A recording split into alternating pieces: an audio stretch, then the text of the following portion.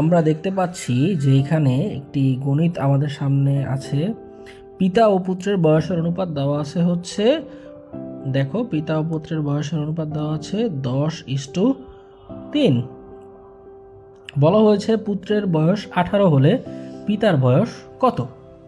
তো আমরা ধরে নেই, প্রথমত আমরা ধরে নিব যে পিতা ও পুত্রের বয়সের ক্ষেত্রে তাদের আমরা ধরবো যে ধরি, যেহেতু এখানে আমাদের পিতা এবং পুত্রের বয়সের অনুপাত হচ্ছে 10:3, তাহলে আমরা বলতে পারি বা ধরতে পারি পিতার বয়স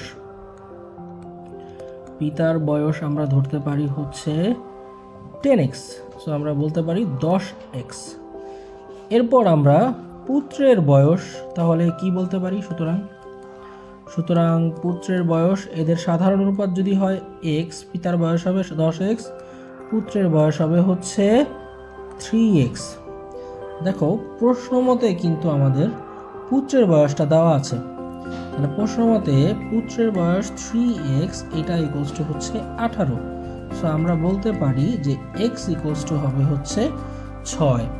তো সুতরাং আমরা এখন বলতে পারি, তার মানে পিতার বয়স কত আসতেছে, x যেহেতু 6, তাহলে পিতার বয়স হবে হচ্ছে 10 × 6, 60 বছর। এইটা হচ্ছে আমাদের অ্যান্সার।